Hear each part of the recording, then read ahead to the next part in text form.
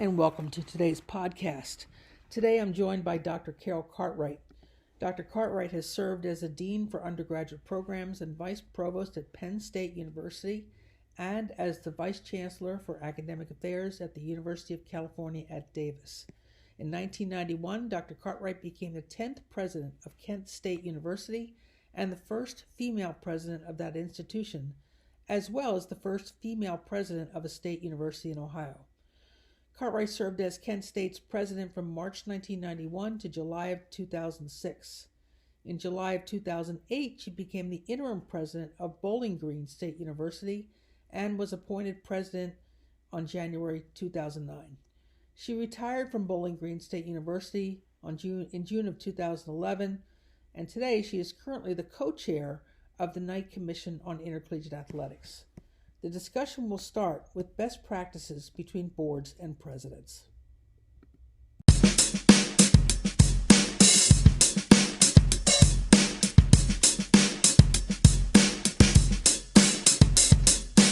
Dr. Cartwright, thanks so much for joining us on this, what I hope will be a very interesting discussion, wide-ranging, mostly because of your career in college athletics and also in higher education.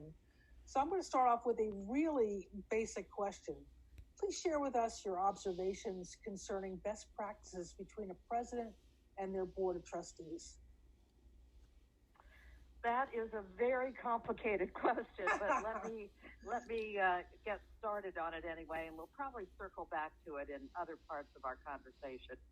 I think first we have to understand that each party has a very important role. The board is responsible as fiduciaries for the health, vitality, and sustainability of the institution.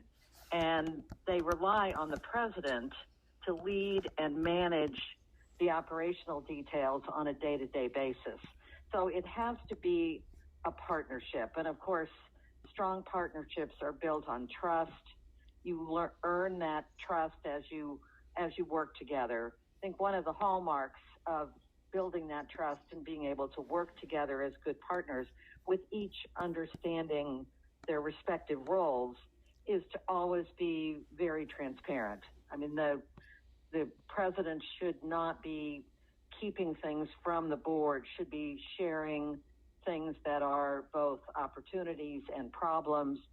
The board should understand that the president doesn't work for any individual on the board, but works for the board as a board, because it's that corporate entity of the board that is the fiduciary for the institution.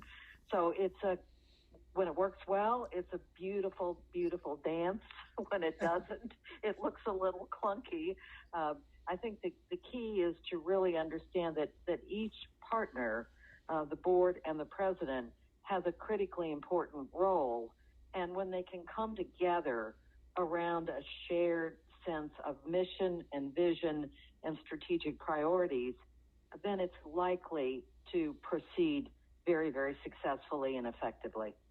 And just so I'm clear, in the two universities that you were president of, how big were the boards? How many people were on the boards? It was set by state law. There were 11.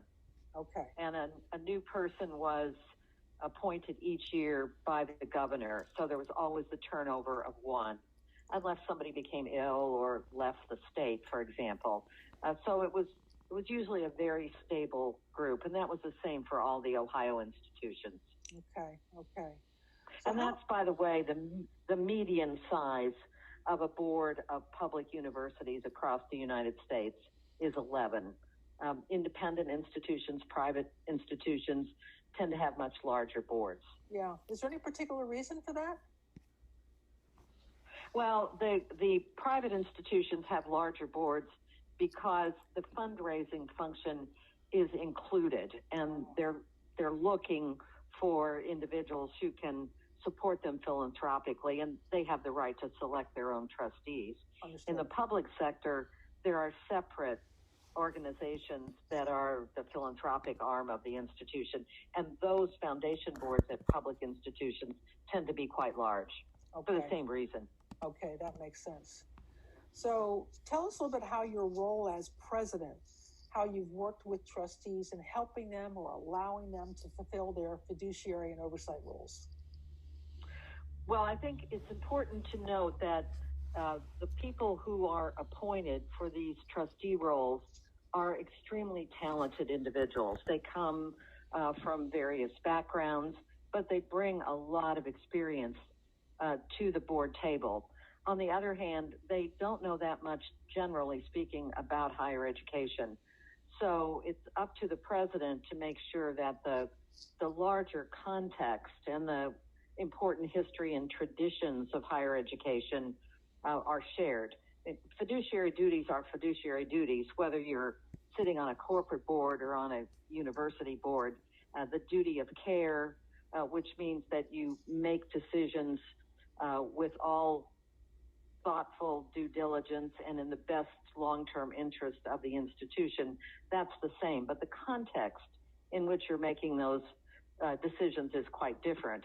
And I think it's important for presidents to take some time to orient new members and to engage in some ongoing conversation with the entire board about the nuances that come into that fiduciary duty because it is higher education. It's not a business, although there are some aspects of the institution that have to run like a business, like a transportation center or dining services, for example. But when you come to the core purpose of the institution, the education and research, it's not like anything most board members have ever seen. They don't understand academic freedom. They don't understand shared governance. They're willing to learn, and it's important, I think, for the president to help them, who is an expert in higher education. It's important for the president to help them see how those fiduciary duties fit into the context of a higher education institution so that they can be effective as trustees. That's it's an really ongoing process. Yeah, I would think so. I mean, I had not really thought about that piece of how do you onboard somebody onto a trustee group. But can you talk a little bit about what those conversations look like? Are they one-on-one? Are they in small teams? How does that work? Well, I think it works differently at different institutions. You certainly want to assure everyone that they fully understand the fiduciary duties of care and of loyalty and of obedience. So some basic grounding in the foundation principles is important. I think you also want them to understand what are their key roles and responsibilities. Where is it important for the board to have the decision making, and where is it important for them to be able to feel comfortable delegating that to the president? Mm-hmm. And obviously, if there are issues with respect to the finances, the mission, the academic programs, key policies, you want the board to understand that those are their decisions, that you and your staff will prepare them to think about the decisions they need to make, but to help them also understand that that's, at the end of the day, their responsibility. In the context of athletics, for example, you wouldn't want the board hiring a head coach. That would be something that would be delegated by the president to the athletics director. But if you were going to change conferences, for example, mm-hmm. that would be squarely in their fiduciary duty, and you would want the board to be a part of that. If you were going to add new programs or drop programs, that would be the sort of decision that would need to come to the board. And there's obviously a kind of gray zone there between what is governance and what is management. And sometimes it just takes a few examples to work through it. It's not an exact science. There's a little bit of art to it as well. Yeah, I would think so. Sometimes you bring... Go ahead.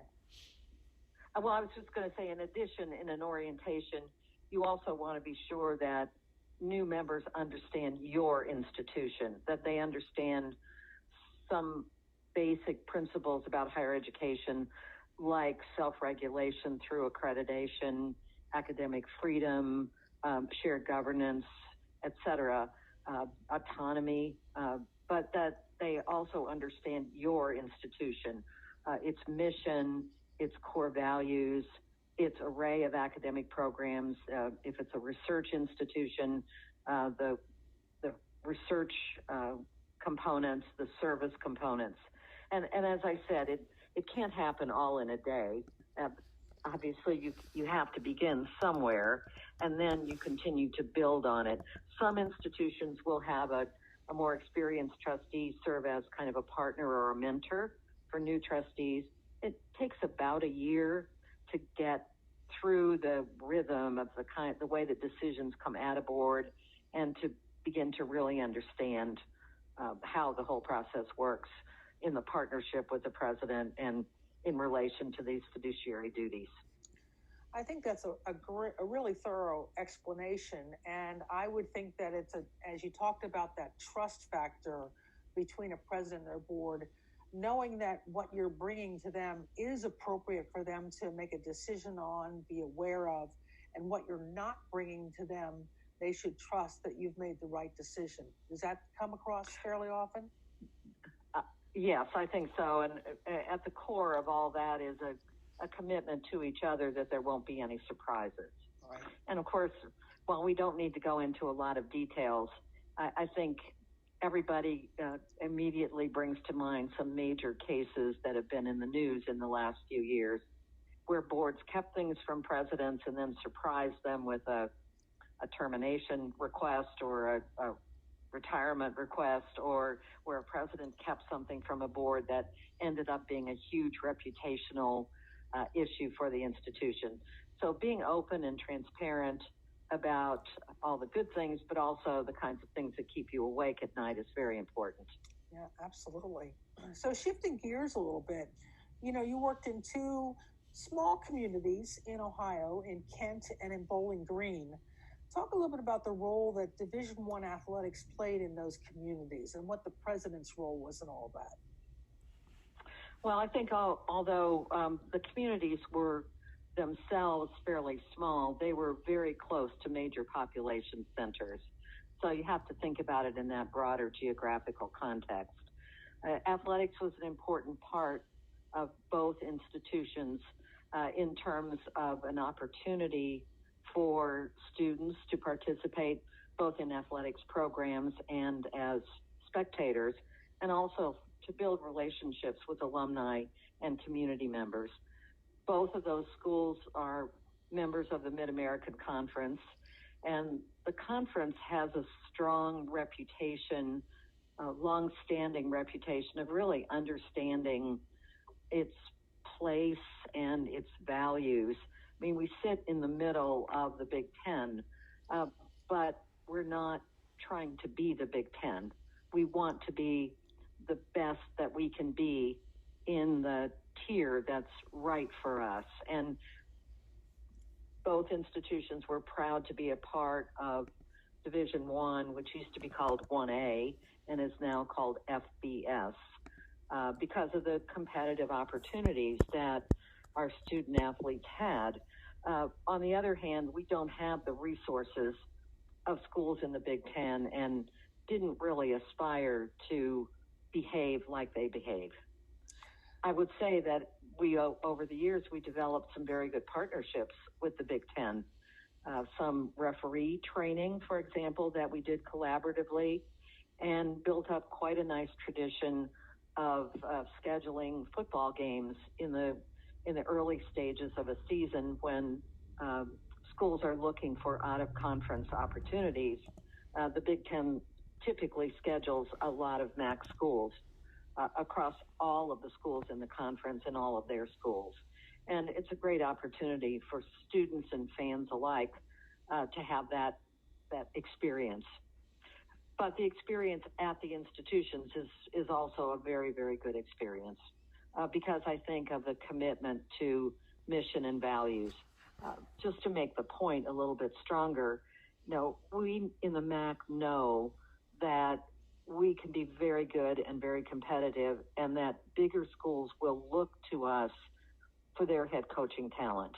Mm-hmm. When you have a coach who becomes successful, they're likely to be lured away by a bigger school with And when I say bigger school, I don't mean that in terms of enrollment, because Kent State, for example, is about 40,000 students, so plenty big, but bigger in the sense of the athletics programs. So we know that the coaches are going to be lured away as they become very successful. And we don't try to compete. We don't try to match those $1 million salaries because that's not who we are, and that's not the resource base that we have to run our programs. Interesting.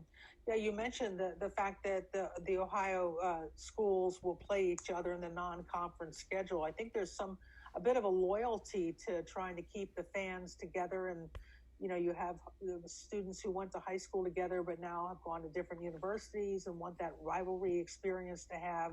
It's kind of a neat way to embrace that. Yeah, it's a very good point.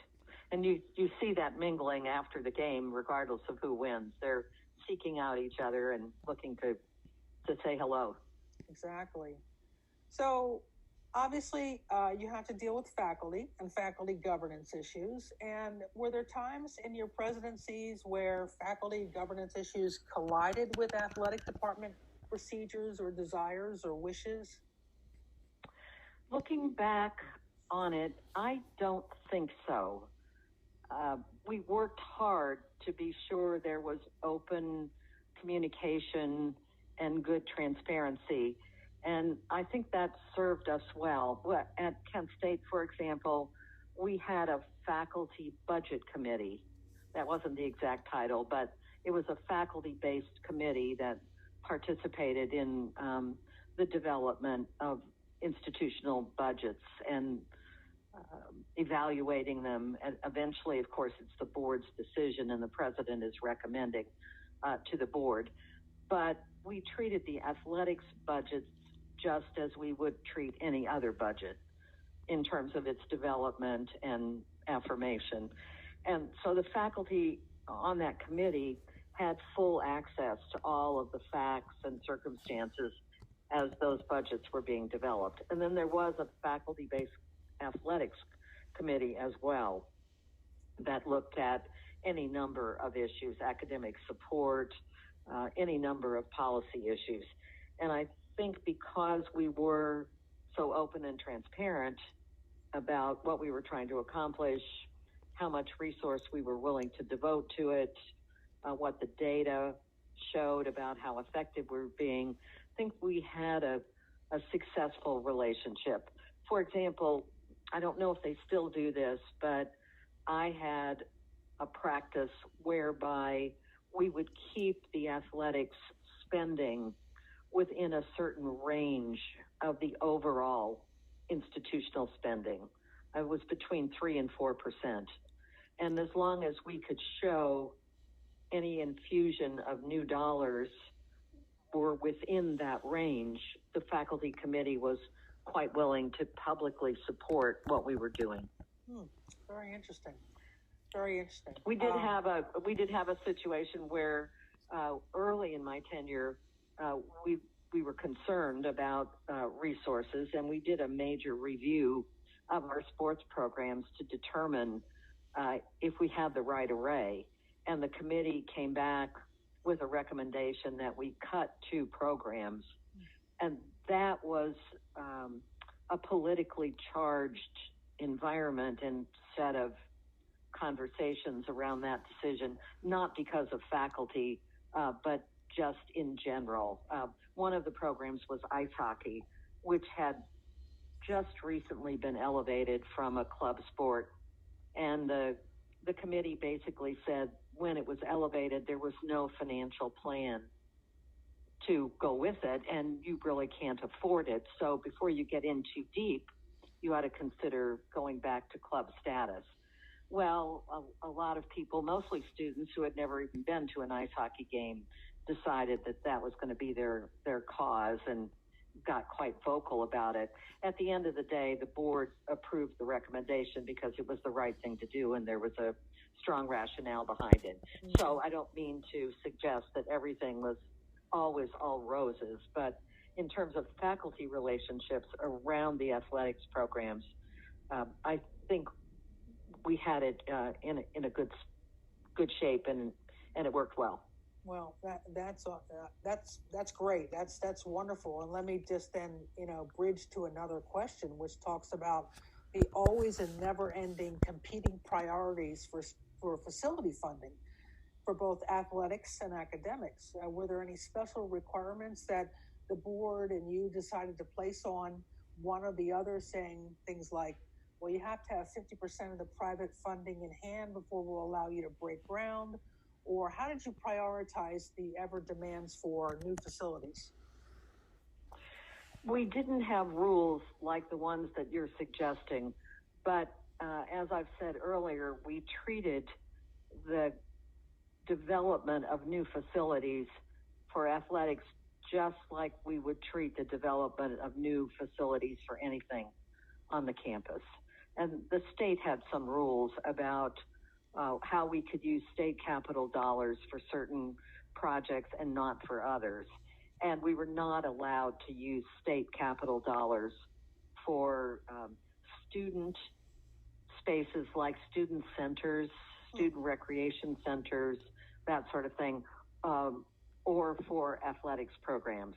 So we had to find other funding, private funding or savings from other projects in order to devote to those. We didn't do a lot of construction. We did a lot of renovation that we had to plan for through our regular budgeting process, but we didn't do a lot of new building while I was there. We did, when I was at Bowling Green, we did construct a new convocation center, which is also the place where they play basketball, and that was the result of a very generous donor gift that was the lead gift, and then a number of other gifts.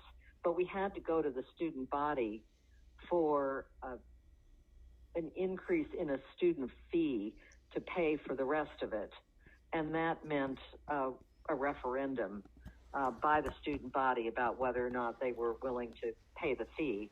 And I personally worked with student government to mount that campaign and assure that we had a successful fee package and that it was supported by the students, because that center was used for a lot more than basketball.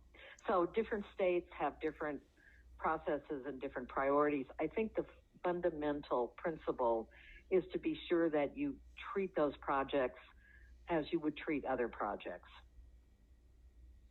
that they're not out of the normal way of doing business. That seems to me to be where people get in trouble around athletics, not just on facilities, but on other things as well. Mm-hmm. It really is important to try to stay within the normal practices of the institution, and to remember that at the end of the day, the board has to be convinced by the due diligence that this is a decision that's in the best interest of the institution, long term. That's a really great point, because again, that allows you to help the board see their responsibilities very clearly and in alignment with their fiduciary responsibilities. It'd be easy to get excited. For example, at the University of North Dakota a number of years ago, a big donor came up with $100 million, and he wanted to build a new ice hockey arena. And you can see how that kind of gift might skew priorities or skew where things fall in the list of what gets built next. Have you ever been around a situation where you've had a donor come in and say, I really want to get this program started, and it didn't have to be in athletics? No, I've not personally experienced that, but I certainly know of institutions that have. And the key there is, does it fit within our mission? I mean, it's a great way to launch a new program, but if it's something that you're not going to be able to sustain, or it's just completely out of character with the mission of the institution, then the right thing to do, if you can't persuade the donor to redirect the funds, is to say no thank you. But for the most part, these are not significant issues, because donors and institutions are building a relationship along the way, and you typically would not have major surprises like that. Right. So you talked a little bit about student fees. You talked about the guidelines that states like Ohio provide for state-supported schools. What concerns do you have about the continued decline of state support for schools like Kenton Bowling Green and the impact that might have on athletics and on students? Well, I think it's an issue around the country. Different states have different histories here, but especially since the Great Recession of 2008, we're only just now beginning to see some restoration to levels prior to that.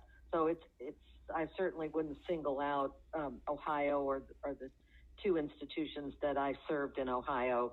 It's an issue that is concerning across the United States, because the problem, of course, is that it still costs to deliver the education. And if it's not going to come from state support, then it's going to come from tuition. And as you know, there's a lot of pressure right now to keep tuition under control because of a lot of concern about student debt. So it's a complicated relationship, and it involves being clear about mission and priorities, and being willing to say we're going to focus on this and not that. And in the context of athletics, I think that means, we're going to focus on athletics at this level of support relative to the rest of our budget, and we're not going to let things run totally out of control just because it's athletics. It's a discipline around staying focused on mission and priorities. And I mentioned earlier, when coaches get lured away, we don't compete with $1 million packages, because that would be out of the resource base that we have. And as much as it's sad to lose a very successful coach, sometimes you just have to say, blessings on you. We wish you well in your next post. Yeah, that makes sense, and I'm sure that's hard for fans to hear, but certainly understanding why the president has to have their eyes on the larger vision of the institution. Sometimes that's just the way it goes, and right. I can imagine that would be a very difficult situation. Right, and even trustees become fans. What you want to be sure is that, yes, that being a fan is always tempered by being a fiduciary. But yes, they can fall in love with a coach and be unhappy to see that individual leave for another institution. But if you've done the right kind of ongoing board partnership and board development, they know that there are limits to what can be spent to maintain a coach or to invest in athletics. Yeah, no surprises, right? Yeah, exactly, no surprises. So That was Carol Cartwright, former president at Kent State and Bowling Green Universities. She is currently the co-chair of the Knight Commission on Intercollegiate Athletics.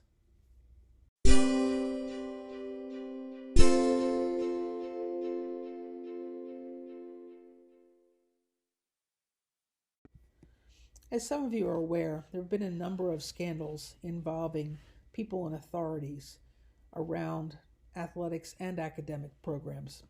One of those scandals is involving Ohio State University and the former team doctor, a guy named Richard Strauss. An article came out recently that talked a little bit about the one coach who spoke up repeatedly to senior administrators about the concerns that her athletes had regarding the behavior of this doctor. Unfortunately, those concerns fell on deaf ears, and Charlotte Reminick has now passed away. But I wanted to share with you an article that I read that really spoke to what can happen when an institution just doesn't listen to the people that are most in charge of taking care of. This story is from NBC.com, and it's from Corey Szymansko. Quote, "She watched out for her guys." Former Ohio State University fencing coach Charlotte Reminick was one of the very few school officials to formally sound the alarm about Dr. Richard Strauss during the nearly 2 decades that he molested hundreds of young male athletes and students, often under the guise of a medical examination. Her warnings can be found in records uncovered by investigators with a law firm hired to conduct an independent investigation into Strauss. In fact, Reminick regularly warned her athletes about Strauss and was so persistent that the doctor personally complained about her to the top brass at Ohio State. Strauss wrote in a letter dated in 1996, "The reason for the persistence of these rumors in the fencing team became clear, a personal and continuous vendetta against me by Coach Reminick," Strauss said. Approximately once a year, Coach Reminick took various members of the team aside and told them to, quote, "watch out for me," unquote, citing rumors. Strauss's redacted letter was included in a damning report released last year by Perkins & Cole law firm hired by Ohio State to conduct an independent investigation, which concluded that coaches and administrators knew that Strauss was sexually abusing athletes and students but failed to stop him. "She was a hero," said Stephen Snyder Hill, a Strauss victim and one of the leaders of the drive to hold Ohio State accountable. "She was the only one who formally stood up." Reminick is also the only former Ohio State coach named in the report. She appears on page 92 as a person who raised concerns about Strauss in 1994. Reminick's report, though, was not based on rumors, said her daughter Scylla Smith. Among the fencers who told Reminick directly that Strauss had crossed the line was her future son-in-law, Kevin Smith. Scylla said he went in to be treated for a torn earlobe, and the first thing he said was to drop his trousers. Smith said about her husband, "Kevin refused and told my mother what happened." Investigators found that Strauss continued to treat members of the fencing team and male athletes from a dozen sports at Ohio State. And Reminick, who died in 2011 at the age of 77, continued to warn her fencers to watch out for Strauss. Articles like this bring in stark reality that what happens oftentimes in athletics is remote and behind closed doors. And we need to be aware and constantly monitoring when student athletes tell us that something is wrong in a relationship between a person in power and a person who's just trying to compete and get through the day. Listening to coaches in these kinds of situations is important. Listening to athletes in this situation is very important. And it pays, it's worth the price as coaches and administrators to listen to see what's going on. This has now happened at Michigan State. This happened at Penn State. It's happened at the University of Southern California. And these are some of our preeminent institutions in the country. We've got to have a better sense of how to manage sexual assault before it gets to well over 150 athletes like it did at Ohio State. That's a wrap. Thanks for joining us for another week of thinking about college athletics from the 30,000-foot perspective. In case this is the first time you are joining us, the podcast drops every Thursday morning. You can listen to previous guests and topics on 8 different podcasting platforms, including iTunes and Spotify. Each week, I strive to give you a deeper understanding of the complexities of higher education and athletics in the 21st century. Please also join me on Forbes.com for additional content and extended analysis. Have a great week.